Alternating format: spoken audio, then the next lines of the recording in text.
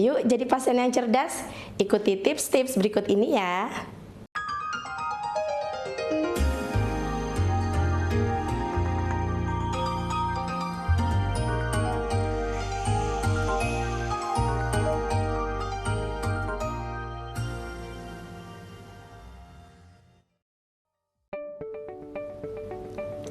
Berikut tips-tips menjadi pasien yang cerdas. Yang pertama, saat kita sakit, kunjungi tempat pengobatan yang tepat, yaitu pergi ke dokter. Kenapa? Karena dokter adalah orang yang belajar tentang penyakit dan juga bagaimana menanganinya. Yang kedua, saat dokter memberikan obat kepada kita, maka sebelum mengkonsumsinya, kita harus baca terlebih dahulu apa nama obat yang diberikan kepada kita, bagaimana aturan pakainya, dan berapa miligram dosis yang kita pakai. Karena informasi itu akan sangat berguna apabila kita sakit, lalu kita perlu untuk melakukan kunjungan ulang kepada dokter. Yang ketiga, pada saat kita sudah berkunjung ke satu orang dokter dan ternyata Allah belum memberikan kesembuhan kepada kita, lalu kita memutuskan untuk pindah ke dokter yang lain, maka sampaikan ke dokter yang selanjutnya obat-obatan apa saja yang sudah diberikan oleh dokter sebelumnya.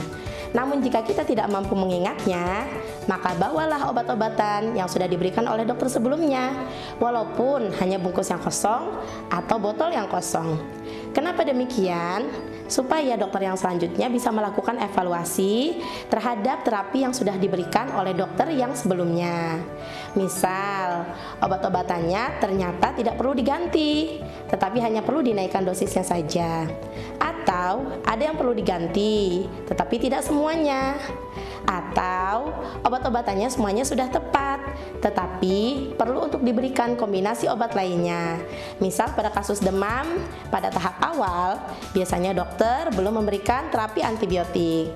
Jika pasien merasa tidak puas dengan dokter sebelumnya, lalu kemudian dia pindah ke dokter yang lainnya, dokter tersebut mungkin akan berpikir perlu untuk memberikan antibiotik karena perjalanan penyakitnya sudah menunjukkan pasien tersebut perlu diberikan antibiotik.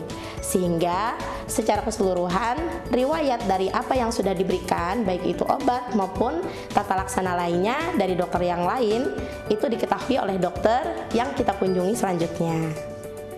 Keempat, buat atau miliki catatan medis sendiri.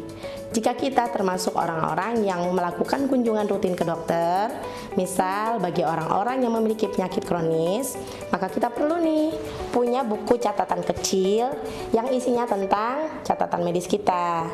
Kasih nama kita di sini, kasih alamat kita di sini, kasih nomor kontak yang bisa dihubungi.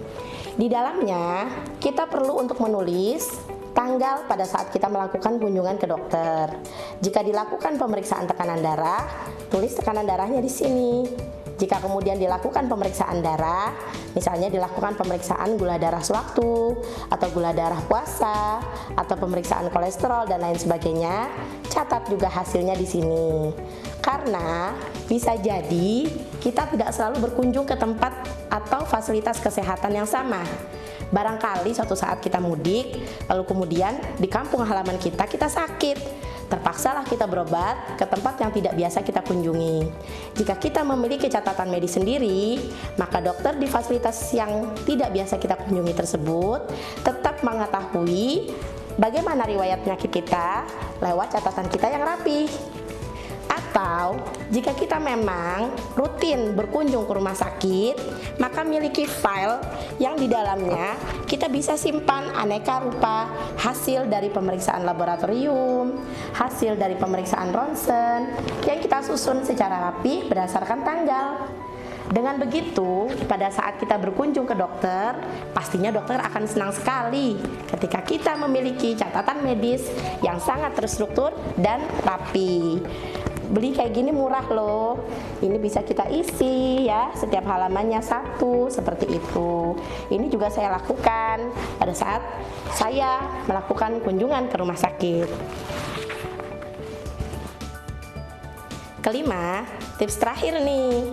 Apabila kita memiliki alergi terhadap suatu jenis obat, sampaikan kepada petugas kesehatan.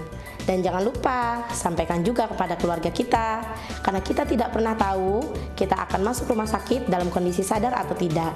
Barangkali suatu saat kita masuk rumah sakit dalam kondisi pingsan, maka tentunya kita tidak bisa ditanyai, dan yang akan ditanyai adalah keluarga kita. Apabila keluarga kita tidak kita beritahu apa jenis alergi obat yang kita miliki, maka petugas kesehatan bisa jadi akan memberikan obat tersebut, dan otomatis resikonya akan fatal terhadap diri kita.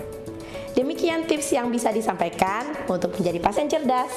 Mudah-mudahan dengan tips ini, teman-teman semuanya, para pendengar podcast dari Pro Kami ini bisa menjadi pasien yang membantu dirinya sendiri dan juga petugas kesehatan yang melayani. Terima kasih.